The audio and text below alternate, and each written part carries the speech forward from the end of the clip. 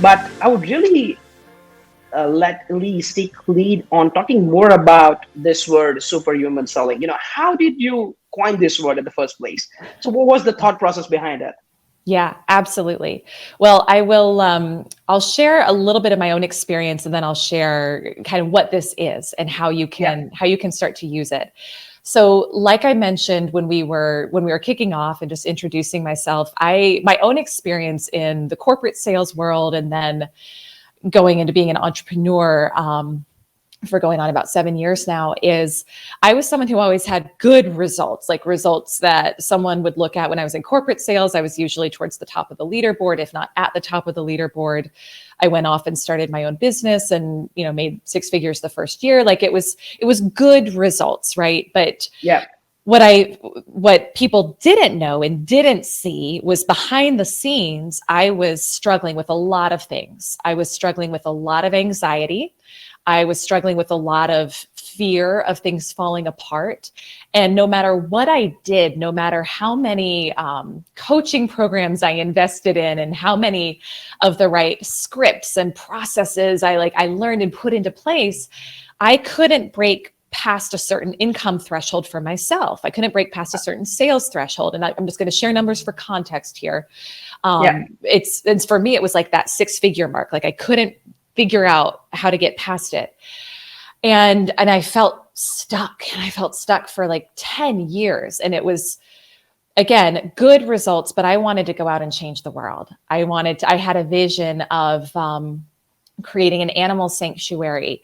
I had dreams of contributing at a much bigger level to causes I cared about, like children's welfare, animal welfare. I wanted to be able to retire my husband from his career as a respiratory therapist so that he could go to medical school and study to become a doctor. And the amount of money and the amount of sales I was making at that level wouldn't do it at that level. I needed to bring in more. And so I started thinking, gosh, there's got to be something different to this. Like I know all the tactical stuff. I've got great sales scripts. I'm getting good results, but there's got to be something that I'm just not figuring out here that's keeping me stuck at this level. And it was when I really started to study psychology and to get into how our brain works and how our belief system works. And I realized that part of why I was dealing with so much anxiety, and part of why too I couldn't break through a certain threshold, was I had so many limiting beliefs around what was possible for me, around what it would mean if I made more money, around how money even worked. And because of those, and I'll talk about this in a moment, so you can kind of see like if you've never heard of what a limiting belief is, how does it work? Yeah. I started working on rewiring my inner belief system.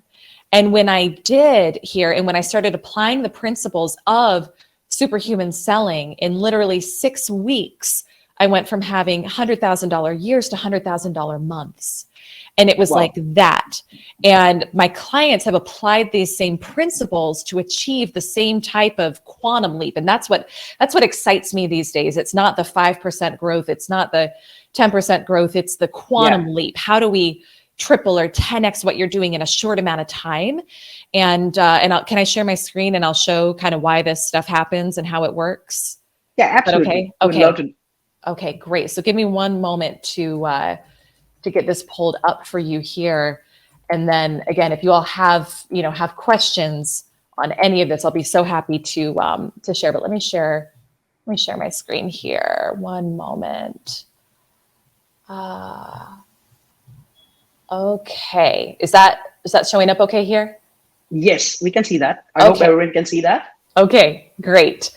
And here's the thing too, like I know sometimes when I share this stuff and when I look at even in my own life, how this has happened, I think this stuff doesn't even sound real. Like it doesn't even sound like it's possible, but this is what's behind the surface of your results that most of the time we don't realize. And we think to get a better sales outcome, all we need is a better script, a better process, et cetera. And that is important and that is critical. However, there's more to it. So let's talk about how you or how the members of your sales team are getting results in life. it actually all starts with our belief system. And I'll talk about that belief system and how it forms in a moment. But we all have belief systems that are formed, most of them in childhood, around how much money we can make, around what we're capable of. And we model a lot of it off of our parents, off of people around us, etc. Whatever your belief system is will create the thoughts you think. And so this is why if we look at, two different, let's say two different people can look at the same situation, like we can look at COVID, let's just say, and I know it's a loaded topic, so hopefully this is an okay example, but some people last year looked at what was going on in the world, in the environment, economically, and said, this is the worst thing ever, right? Yeah. Other people looked at it and said, this is great. It's a great opportunity for me to step up and serve and pivot, and more millionaires are made in tough times like this than ever before. And it's because they had a different belief system. So True. your beliefs create your thoughts, which create your feelings, which determine your actions, which create your results. Right. So this is actually a very simple, logical process, right? So we can't, if I think a thought like, oh, I'm going to have my best quarter ever. How do you feel, right? You feel excited. You feel energized. You want to go out there and like make more phone calls or do more prospecting because you're in that energy. But if you're stuck in thoughts and feelings of, I'm a failure, I can't do this, etc., we're not going to take the action, right? The action we need to take to get the ultimate results.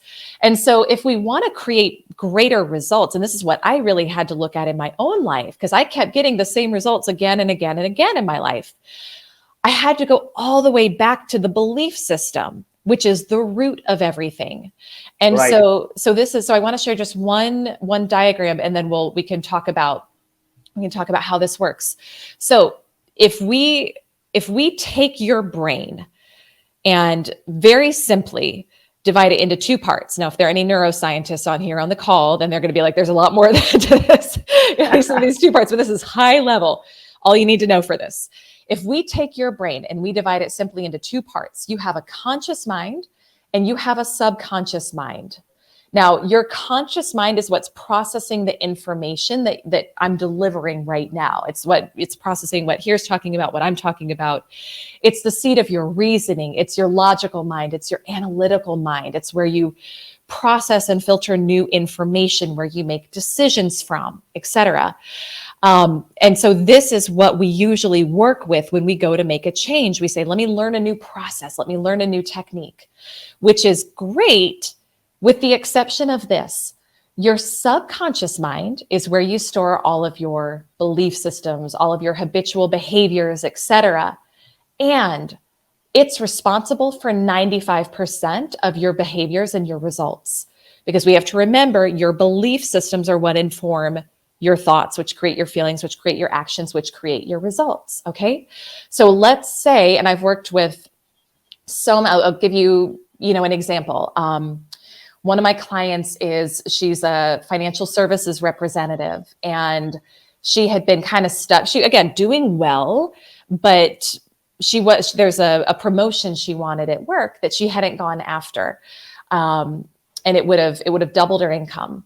And when we really started digging into what was going on for her and why she wasn't going after this promotion, what we uncovered was she had created a belief system, which actually stems from childhood, that if she was really visible and if she was number one, that other people wouldn't like her. And she said, I noticed she's also a cycling instructor, and she's in great shape, and she could smoke everybody in a cycling class, in a soul cycle class. But she said, I notice when I'm in spin class and I'm not the instructor, but I'm just one of the people who's sitting there on the bikes, and they've got the scores up at the front of the room of how everybody's doing. If I see that my name gets closer and closer to the top, and I start to get close to that number one spot, I slow down, which a lot of people would think, well, that doesn't make any sense. Of course you want to be number one. But right. I can guarantee you, because I have worked with hundreds of sales teams, I've worked with thousands of individuals, These belief systems are subconsciously running the show for everyone on your team of what would it actually mean if I was number one and had that much attention on me and visibility on me. So we actually, for her, we worked on her subconscious belief system, and I can share a process in a moment for how do we rewire our beliefs, but we worked on it, made her feel comfortable being visible, being number one. She went for the promotion, in 3 weeks, doubled her income and got the job, and she's crushing it and doing great because she doesn't have that fear anymore. But so here's the thing. Any result that you're having in your life right now, in your sales, is a result of your subconscious beliefs and Right. programming. Okay, is this, and I hope this is making sense so Yeah, it far. does, of course. Okay, awesome. And there's a part, and we can kind of get into some examples in a moment, but why this part of your brain right here is Yeah. called the reticular activating system. For our science folks who want to know that, I just make, it's like the bouncer of your brain. Okay, it's like the bouncer in your brain. And so its whole job is to filter out information that doesn't align with your belief systems. Right. And what most people don't know, and I think that this should be taught, I think this should be mandatory, taught in schools, taught in business training, etc. When you're born, you don't have a conscious mind. Yeah. So when you were born on this earth, the first 7 years of your life, you don't have a conscious mind that's formed yet. And so you're basically, your subconscious mind is the state that you're in when you're under hypnosis.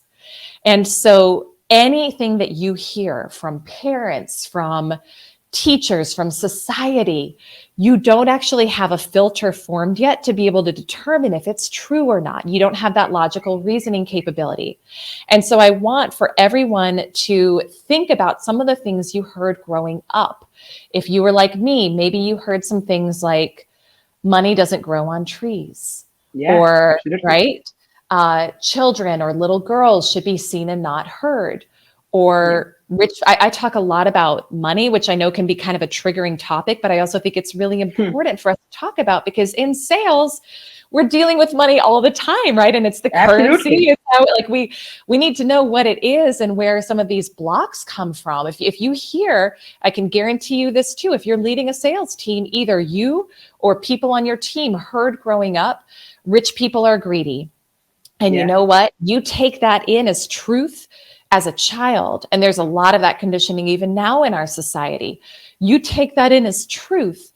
And if you want to have great relationships, if you want to have great friendships, if you care about being loved and being generous, and you have a belief system that if you're rich, it means you're greedy, then you won't do it. You won't take the Yeah. actions. You can have the best sales script, best sales process in the world. You won't do what it takes for you to actually become number one and become rich because you think it'll make you greedy.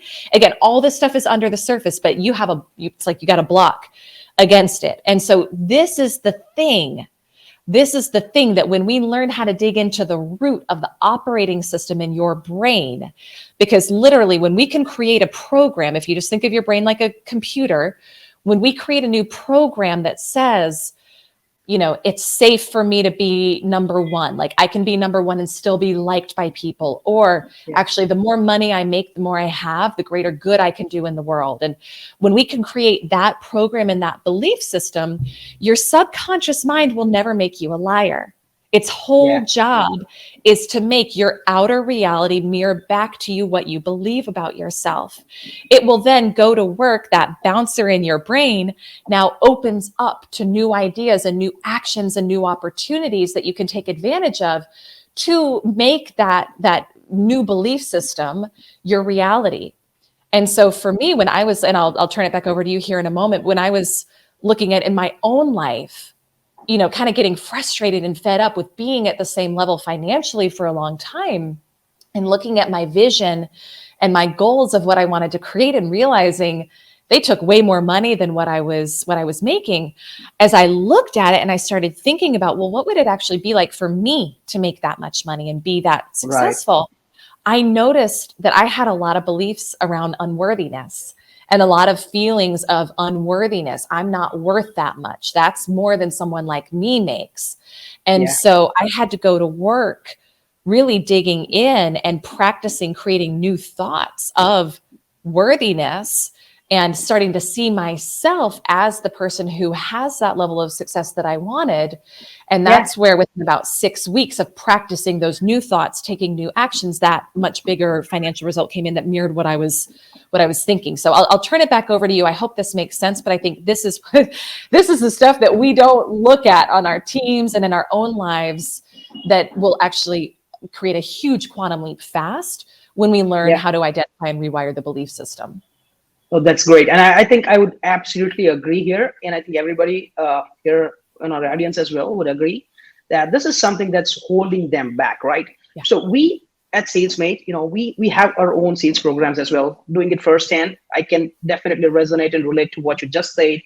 And part of our training involves sales psychology training, and it includes everyday session. And typically I typically talk about 4 P's that are of highly importance when you are in your sales role, when you have to maybe just make that call. It's like possibilities, potential, perseverance, and positivity. If you Mhm. keep that all intact and you really keep aside that pessimistic approach, and you really start believing yourself that, okay, you know what, well, I know what I can do. Well, I have the script, I have the process in place. There are 10 people in my team. Some of them are highest performers while others are just doing average.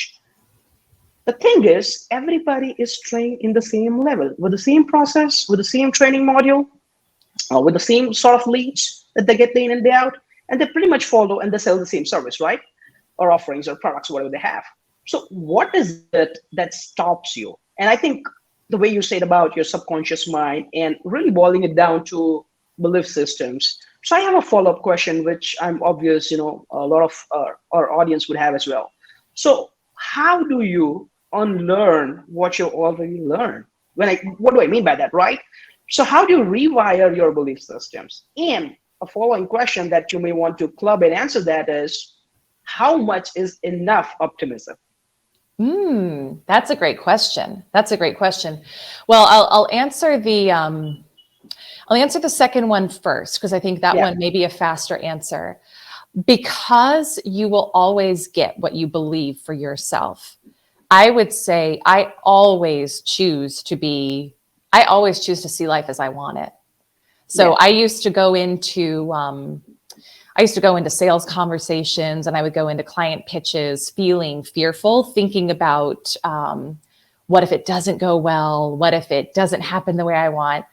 right. And that you may have heard, I know you said you listen to sometimes on morning live streams, we say like, worry is just negative visualization. Yeah, And so because we get what we think about, right, I would have, I'd have some good out. I had enough good outcomes on sales meetings that like, I would still, like I said, I did well, but I also had a lot of not great outcomes happen. And so I've yeah, learned everything I do now, I go into it with the energy of this is going to be the best thing I ever did. This is going to be the best result I ever got. This is, and it keeps getting better and better because I carry a belief system that things get to keep getting better and better for me in my life. And a lot of people don't believe that. I didn't used to believe it, but I've seen in my own life it's true and in the lives of my clients. And so so I would say I don't think you can ever be too optimistic because you're going yeah, to get what you think about. So right, to your first question of how do we rewire these right. beliefs, right? How do we start to rewire them? So I want to pull in something that I call David's Law. And so David Nagel is a Hmm. master mindset and success coach. Awesome, awesome guy to follow with this. And he says there's 2 states of being, and I'm going to share my screen again here for everyone. Let me pull this up momentarily. Okay. So there's 2 states of being that we can be in at any given point in time. Either a beautiful state, which is all the emotions that are listed here, everything from gratitude, freedom, love, joy, appreciation, empowerment, all the way down to just a feeling of calm or even curiosity. Okay. The other state that you can be in is what we call a suffering state. Yeah, boredom, impatience, overwhelm, anxiety, insecurity, fear, stress, etc. And as I look at this slide, I would encourage everyone to just notice with no judgment, Yeah. how much time do you spend in a suffering state every day? Okay. And I used to, I used to spend a lot of time in a suffering state, a lot of time. It wasn't grief and fear all the time, but it was definitely insecurity, anxiety. And research shows that people spend about 70% of their days in a suffering state. We could also call this a survival state versus a creative state. So use the language that works for you here. But our states, if we remember and go back to the way we create feelings in our body. So when we hold a belief system, if you hold a belief system that that money's your friend and you can make lots of money and it's easy for you to make money, you're going to think thoughts that are in alignment with that, which are going to create feelings. So a feeling in your body, when you think a thought, it triggers a chemical in your body that you experience as a feeling, which is like the state that you're feeling. Okay. When you find yourself in a suffering state, here's what's so empowering to know. It is your body's way of telling you that you are just thinking a limiting belief about something. This is so important. And I'm someone who I had a lot of body dysmorphia issues for years. I had a lot of body image issues for years, especially growing up. And I find that both my clients, male and female, can relate to some of this. And I wasn't really connected to my body or my emotions for most of my life. And I was living in a suffering state without knowing anything about it, without even realizing that there was any other option. So when you dig into this, and you realize the mind-body connection, and that when we find ourselves in a suffering state, anything that doesn't feel good, it's your body's way of communicating back to you, oh, you were just thinking a limiting belief, a belief that's not actually in alignment with what's possible for you or what's true for you. Your body pops you right in a suffering state, and we experience that as that negative emotion. So if we want, and here's, this is something I had to really learn, because I was taught growing up that it's good to suffer, and that, you know, it's right. And there's a lot of that I think is glorified in our society. Here's what I believe. I'll just share what I believe, and everyone here needs to make their own decisions and their own conclusions. Anything that you want in life is actually for the emotional payoff of it. So if we go back and we look at, let me see if I can go backwards here. If we look at these beautiful states, the reason you want to achieve your revenue goal isn't actually really for a pile of money, right? If just a pile of money sitting on its own is a stack of paper, it doesn't do anything for you. It's for the feeling you think it's going to create when you have it. So you think about hitting your revenue goal and what that's going to allow you to do. You're going to hire a new team. You're going to maybe buy a new house. You're going to have a great celebration dinner with everybody, and think about why you want those things. It's the emotional payoff. You're right. You think about, or maybe it's you want to buy a new car. Why do you want the new car? You want to feel cool. You want to feel excited. You want to feel expansive. You want to feel gratitude. Everything that you want exists in the beautiful state. Everything. Everything you want. It's all for the emotional payoff of it. And this is so important to get. And so you cannot create what you want, not powerfully at least, from a suffering state. Okay? And so your body is wired to tell you, because again, remember, when you're in a state of overwhelm, disappointment, stress, whatever, even if it's been your norm. And here's the thing to know, your body gets addicted to the chemicals of these states. So sometimes it just becomes our norm and we don't realize there's anything else. You're not your brain literally shuts off the ideas that it would give you that would help you take the actions that would get you to that end result, because your body, your brain and your body are actually going into fight or flight mode. And that's not a time to create. That's not a time to go out and put yourself out there and do your best work in a pitch meeting. It's the time to retract. It's the time to protect. It's the time to withdraw. So this mind-body connection is critical for us to start to understand and to start noticing, what's my state right now? What's my emotional state? And so I'm going to walk you through, I've got a 6-step process that you can start using to notice when you're thinking a limiting belief and to start rewiring. Would that be helpful to walk Yeah, through? sure. Okay, awesome. So here's what we want to do. And this is a great thing to write notes on. Number one, you got to notice. Notice that you're in a suffering state.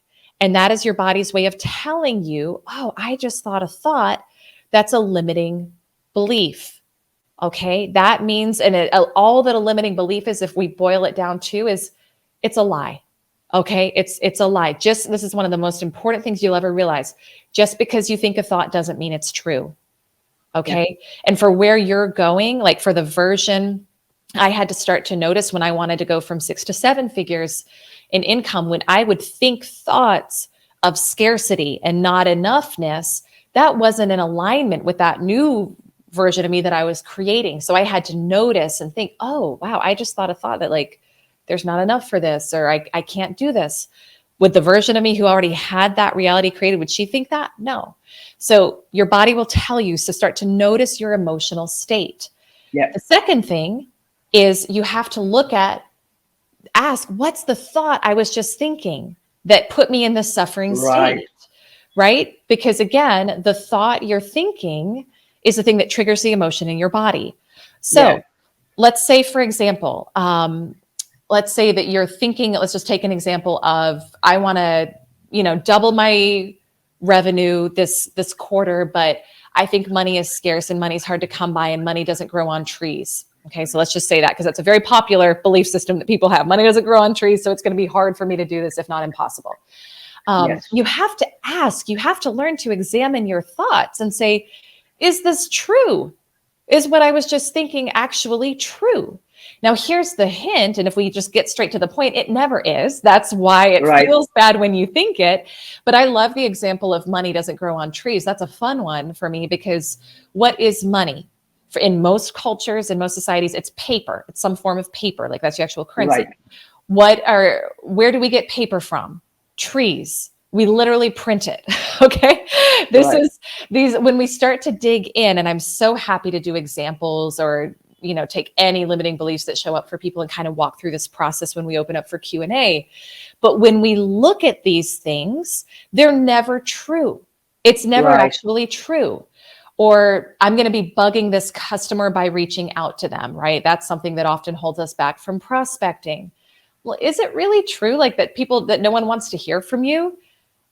No. And we can look at in our own life examples of, well, was there ever a time when you reached out to somebody and they were so grateful that you reached out, and they're like, oh my gosh, this is exactly what I needed? Do you have friends and family who love hearing from you, right? Like, we can always debunk these when we dig deeper. And then you Right. want to ask and look at what is true. And again, the spoiler alert is, it's the opposite of what you were just thinking. Exactly. Okay. Right. And so let's say that you say, like, it's going to be hard for me to achieve this goal. And so if Yeah. you think that, you're not going to take the actions, you're not going to do it, because you've got a belief that it's hard for you to create a quantum leap. So what if you started to say, actually, this is going to be really easy for me to do. This is going to be really fun for me to do. When you say that, even if you don't fully believe it's true yet, you can tell that it's true for you, because when you say it, you feel a better emotion in your body. You feel some maybe relief, some calm. That's your body's way of telling you, oh, he's finally thinking something true here for him. He's finally thinking something possible. Now, how do we reprogram? A belief is just a thought you think again and again. Yes. Okay, so that's it. A belief is just a thought you think again and again. Now, so research shows by the time you're 35, most of the thought patterns in your brain, you've thought them again and again so much that your brain is kind of hardwired to think the same thing again and again. But here's the good news, is that with what I call space-time repetition, you can literally create a new belief system in your brain. But here's the thing, you got to know what you're doing. You got to Right. be intentional about it. You've got to be, like, fierce about it. It's kind of like you've got a super highway in your brain that's been, for me, it was a super highway of unworthiness. So I had thought a lot of thoughts around unworthiness for a long time. So that was, any situation that came up, I would kind of view it through the lens of unworthiness. And so it's really easy for my brain to fire neurons and thoughts down that pathway. When I decided I wanted to start thinking thoughts of worthiness and thoughts of more financial abundance in my life, it's kind of like you're carving out a new road in a really heavily wooded forest. And so Right. when this is where, so how do we rewire? It's through affirming and visualizing the new belief. But you have to know when you're doing it, it's like you're carving out a road through a very wooded forest, and it can take a little while.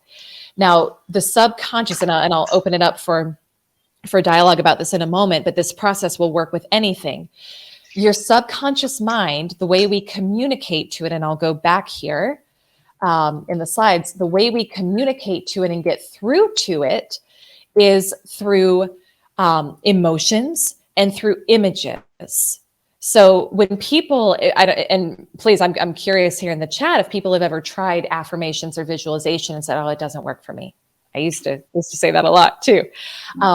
One of the most important things I didn't know is that if you say the thing again and again, "I'm having my best quarter ever," but you feel a feeling of fear, scarcity, or lack, you're not going to get through that bouncer in your brain. So the way that you get through it is with consistently repeating what you want to be your reality, because anything after the words "I am" is a direct command to your subconscious mind to make that your reality. But you have to emotionalize it. So this is where we have to learn. Most people say, "I'll feel that feeling when it happens." Right. It's going to take you a long time if you do it that way, if it happens at all. You can literally, by thinking a new thought, even if it's not what's happened for you yet, trigger a new emotion in your body. And when we cultivate that thought of what we want with that heightened, elevated emotion in the beautiful state, that's like the fast track to get through to your subconscious mind. And you can tell that you're doing it. You can tell you're doing it right because, number one, you start to feel better. Yeah. You start to live in more of that beautiful state more of the time. So when I started to really focus on my own like reprogramming here, I noticed after about 3 weeks of affirming and visualizing myself at this new higher level, I started to feel better. The anxiety started to fade. Some of the insecurities started to fade. I started to actually see myself that way. Nothing had happened yet in my actual results yet. But as I started to feel better, that was my indication of the subconscious mind had accepted that as that's the new reality. And you don't really feel like you're telling yourself a lie so much anymore, even though at the beginning you are. Right. And then you start to get ideas. You start to think about taking different actions. You start to think about doing things that the old you wouldn't have done. And as you do that, then you get the result. You get the different result. And so the only way you can fail with this, the only way this won't work for you is if you give up too soon. This is the most important thing to know. And it's so important. And I'll pause and kind of turn it back to you here that was a really long answer to your question, but I hope this was helpful for people. And it's literally when you can get your brain and your belief systems to align with what you're wanting to create in your sales results and in your life, boom, it happens fast. It's like jet fuel to everything you're doing. Great. So that was a very good explanation, Elyse. I think everybody loved that, and because everybody could relate to it as well, especially suffering states that you mentioned. I think the research, the way you said, it covers 70% of your day. We would highly agree, and because we go through it day in and day out, what it takes, but there is still something that's stopping us, that's holding us back. So I also have a follow-up question here because we are limited on time. I just want to make sure I cover this because this is absolutely important for all the sales folks out there. Is that how does one handle defeat? We salespeople come across such situations day in and day out, running a very good, important deal, maybe for days, weeks, months. You're spot on that you're going to win it. You've done your 100% to win it. And then you'll receive an email that says, we're going in a different direction. Well, that is not very good to listen here, see. So how do you suggest salespeople should handle such situations? And at the same time, this is also super important for sales leaders, business owners who run team. How do we create that psychology in place that it's okay to, compromise, but it's absolutely not okay Yeah. sacrifice, right? I mean, Yeah. if there's anything that you would love to share. Oh, I love that way of putting it too here. I think that's great. So I would say a couple things. Number one, there is no failure. There's just feedback. Yeah, Okay. I There's no, just, yeah, yeah, which is sorry, something you teach too, right? right, Yeah, yeah. So when you're doing so, and this is part of what's so important to know about the subconscious reprogramming, is when you create a new belief system. So let's say that you've been working with your team and you're all working on, being in more of that beautiful state all the time, seeing yourself already right, having achieved your goals.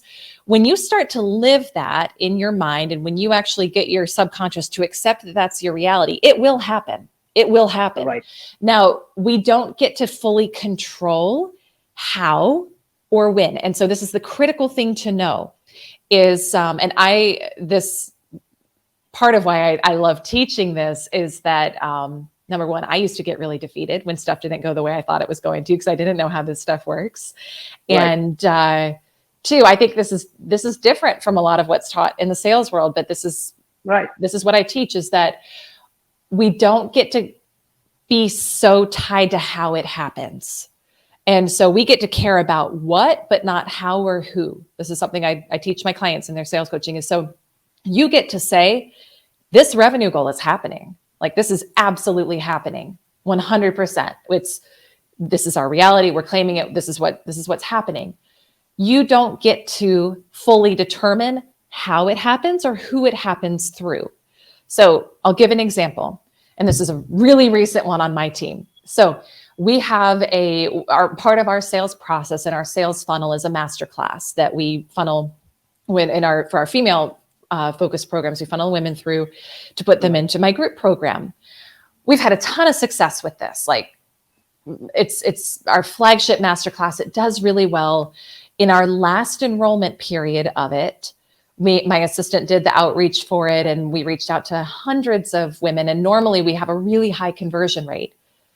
We had one person register for this thing out of hundreds. It was crazy. And in that moment, I got to take a really good dose of my own medicine and say, because I wanted to feel defeated. I wanted to say, oh my gosh, what's happening? What's wrong? But what I have learned in my own life is that when that happens, it's a redirect to look at something differently and to do it a different way. That one person was actually the only person we needed, ended up buying my highest ticket program. We hit our revenue goal for the month. I didn't need 20 people, 30 people. I needed one. And so what happens though is if we get discouraged, if we say, well, this means that this isn't going to happen for me, because that's what you're telling yourself and what you're believing, that's what you're going to get. So we have to just say, okay, it's not going to happen through this person or through this company or this deal, but how else could it happen? If it's not meant to be this way, what could it be? And to that point too, like knowing that sometimes things just take a little bit longer, right? Like I said, it doesn't mean that it doesn't mean you're a failure. It doesn't mean it's not going to happen. It's just like, hey, maybe this deal needed a little bit longer to close. Maybe I need to do a little bit more relationship building. And I bet everybody watching, if you've been in sales long enough, you've had an experience like this where you had someone you were like, this is a done deal. I know it's going to happen. And then it falls through last minute and you're like, oh my gosh, how did this happen? But a week later, maybe the next day, maybe a few weeks later, max, you had someone come out of the blue who you weren't even thinking was going to sign with you this month, this quarter, whenever. And it's your perfect client. And it's like, done. So we have to, again, this flies in the face of a lot of what's taught in the sales world. I'm a big believer in, you don't micromanage the process so much. You stay super focused on what you're creating. You claim that, you say, this is it, like we're doing this. And then you take the actions that would get you there, being very open to, if it happens a different way, that's okay too. Does that help answer the question? Yes, it does. It absolutely does. Yeah. I think just to add my 2 cents to it is, the way you mentioned, there are things that are out of our control, especially in sales. And I always say this because I heard it somewhere. I don't remember exactly when and where, but it says there are 2 ways to do it. There are lead measures and there are lag measures, right? Lead measures are the measures that you can obviously control, are under your circumference and your domain that you can control. And lag measures are something which you do not have, a super control on. Of course, you can double down your efforts on the lead side, but for anything that you have on the lag side, well, you have to let it go and just give your 100%. Yeah, that's it. Right? You have to That's it. you need to wait for the right time to come in order to get the right result that you really want, and be always open to it. Absolutely. And here I love that. And I think to kind of tie into that, the importance of staying in that beautiful state or in that creative state during the process when you're waiting, because Yeah, your brain will actually, again, if you go into suffering about it, if you go into survival about it and you say, oh my gosh, it's not going to happen. We're not going to hit our goals. How am I going to hit payroll this month? Your brain shuts off the parts, it's parts that would give you access to those higher level ideas of different actions you could take to get there. And so that's why it's so important to prioritize your state, number one, knowing that you stay there no matter what's going on. And then you'll get, sometimes it'll feel like out of the blue, a great idea to reach out to somebody you hadn't thought about reaching out to. It'll be an inspiration. Hey, we should host this webinar on this thing, whatever. Take action on that. But you only have access to that higher level of thinking when you're in that beautiful state, not when you're in the survival right. state. Perfect. Yeah. Well, that was great. I think it's good time we can open it up for Q&A. So for all of you, if you have any specific question that you would want to ask, please, please, please feel free to do that.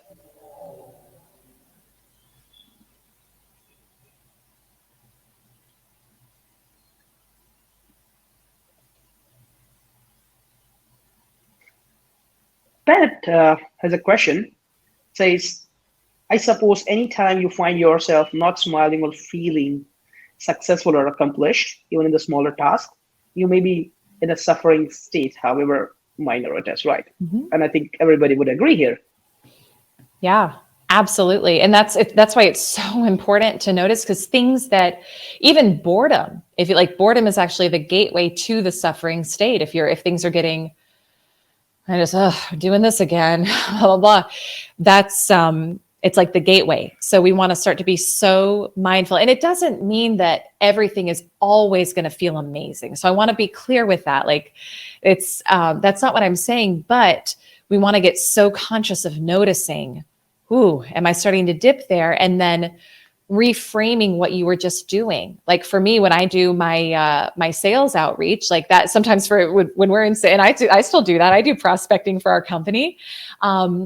Sometimes it can be, I don't really go there so much anymore, but like it can be easy to go into, oh, this feels boring. This feels like something Yeah, it's kind of, ugh. So what if you reframe it?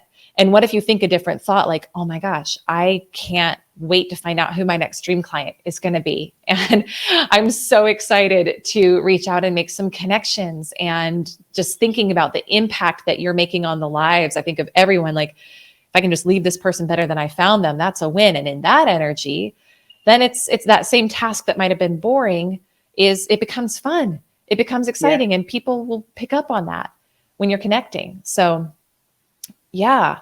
And I don't know here. I saw some questions in the question section. Please go Do ahead. you want me to, one of them is for you. What were the 4 Ps?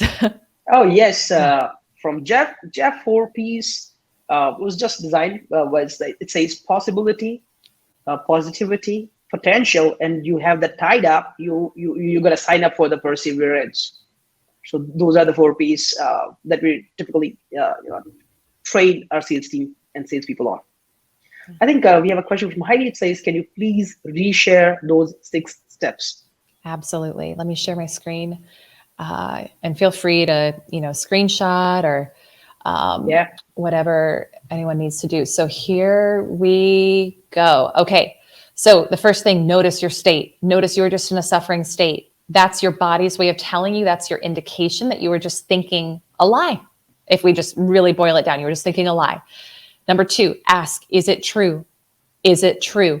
It never is. And here's part of how you can do that too, is you can say, in my own life, has this always been true? Is this true 100% of the time, that people don't want to hear from me, or that it's hard to make money? And maybe that has been your experience, because that's been your belief system. Well, we can also look at other people. Is there anyone who this is not true for? Because if it's not true for them, It can be not true for you as well. Okay. So we have to Right. look for evidence. Your mind's going to want evidence, and that's how you give it to it. If not, what is true? Step number 3. And it's the opposite of what you were just thinking. And you Right. know that that is what's actually true, because when you say it, even if you don't believe it yet, which you won't the first time you say it, you feel a little bit better.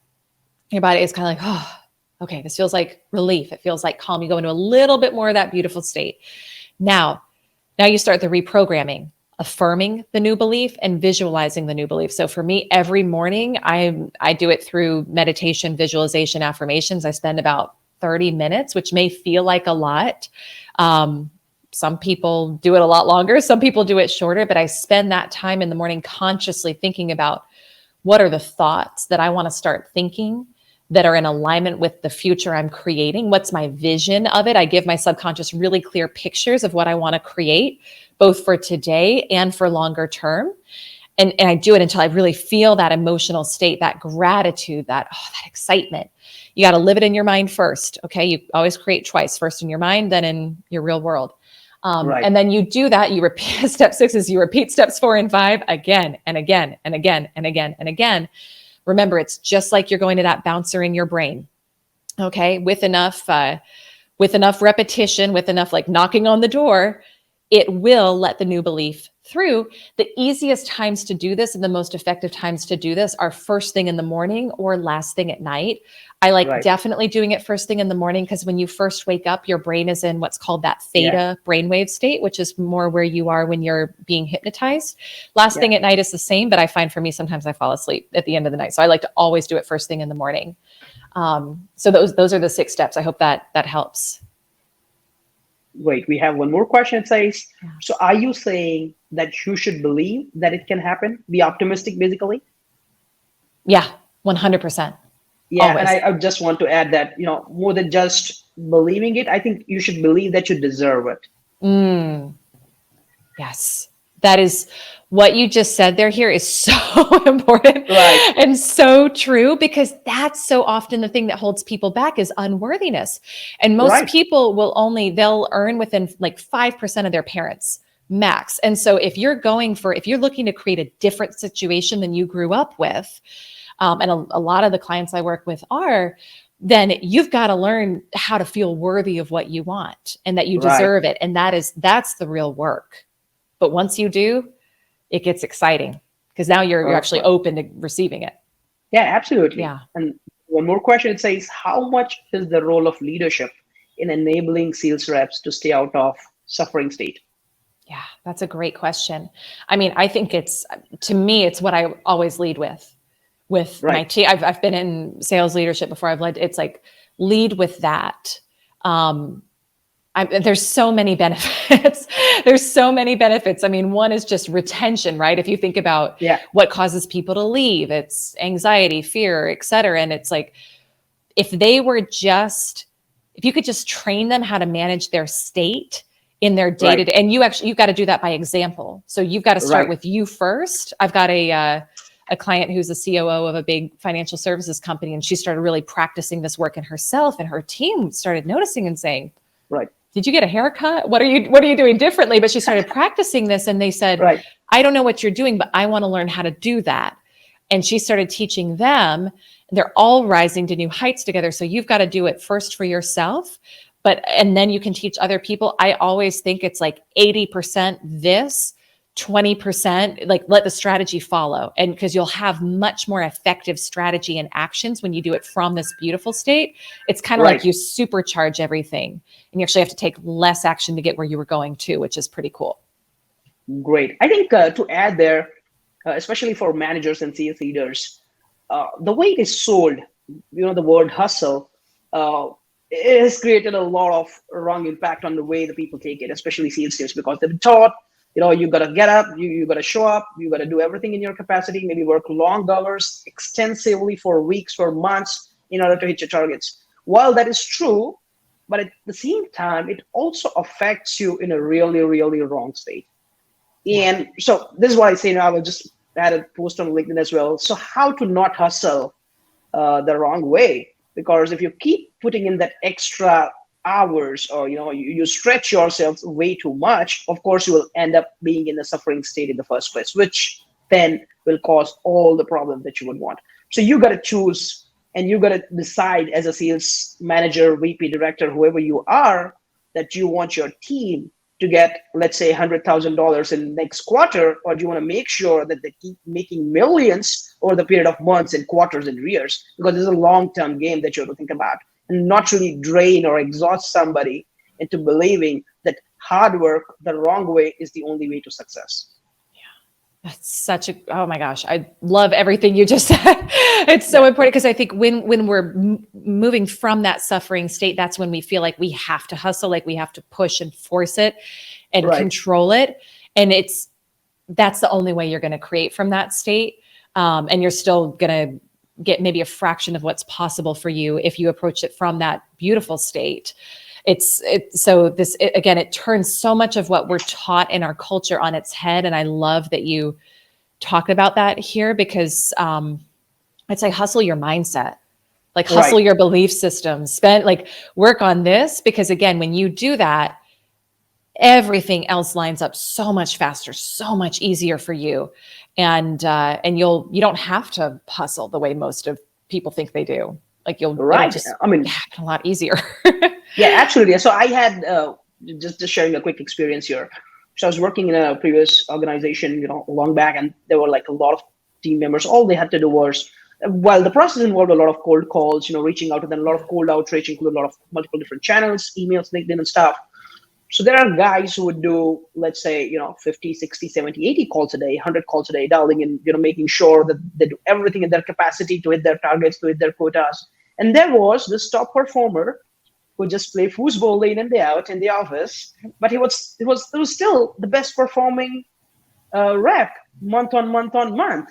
And the answer to that, or the secret key to that, was he exactly knew who to reach out to when, because there's a different topic, of course, talk about it over and over again. It's all about knowledge and information. But at the same time, he had a belief system in himself that if I dial, let's say 20, 30 contacts that I know, I'm going to make sure that I'm going to hit my target. Mm-hmm. So doing less, doing just optimum to achieve your result is something that I think all of us should work on. Absolutely. Yeah, absolutely. Yeah. It's about efficacy, right? It's like, what's the most efficient, best path, not what's the one that I think I have to take because this is what's glorified. Culture, right. And it's so always looking at and analyzing results and saying what's the most efficient, direct path to get there is huge. Absolutely. Yeah. We have one more question from Andy. Says, doing exercise, does it help to get into the beautiful state additionally from affirmations? Doing exercise, does it help to get? Yeah, I think that's a great, Andy, I love that. And I don't know if you ever do any like Tony Robbins, where he actually gets you like physically moving in the state. Yeah. So that's why. So yeah, I think with a lot of this, I'm not a big fan of like one size fits all. I think you have to find the process that works for you. But yes, to get your body moving, a lot of times just being stagnant and not like being stuck, like it can be harder to cultivate that energy, right? That beautiful state. So yeah, get your body moving. I remember I think Ed Milet, if anyone's a fan of him, talk about like when he's working out, that's when he's really doing his visualization, he's doing his affirmation. So yes. I tend to do the same, and you do what works for you, but that's a great way to do it. Yeah.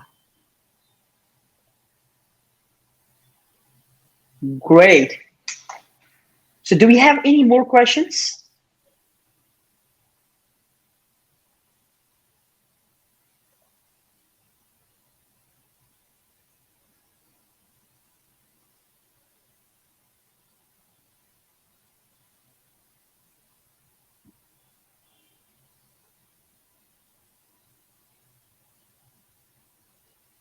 Great. So guys, I think we are about time.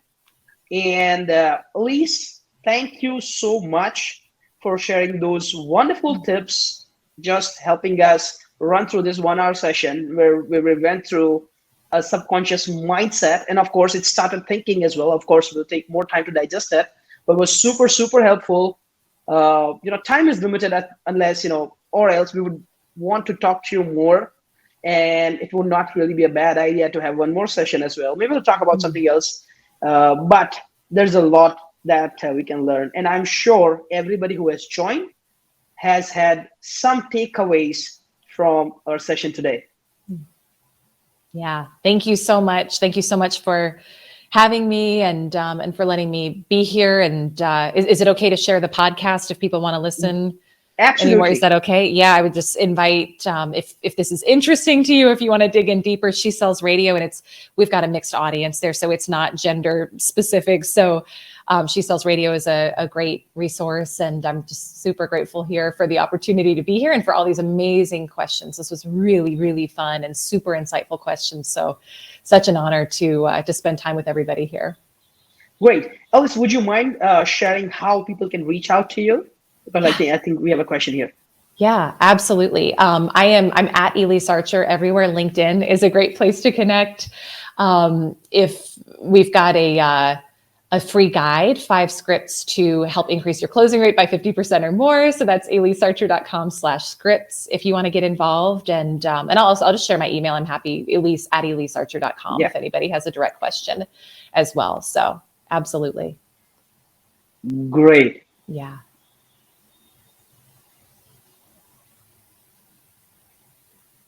Wonderful. So guys, thank you very much for joining in. I hope you have a good evening, good night, wherever you are.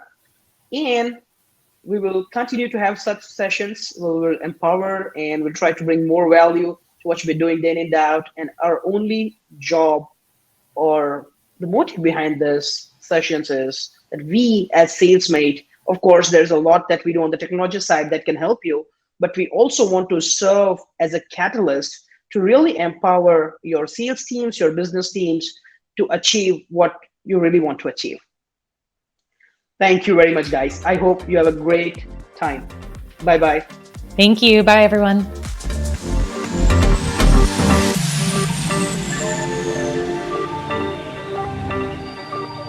Subscribe to the Salesmate YouTube channel and press the bell icon to stay updated on our new features, releases, and insightful videos.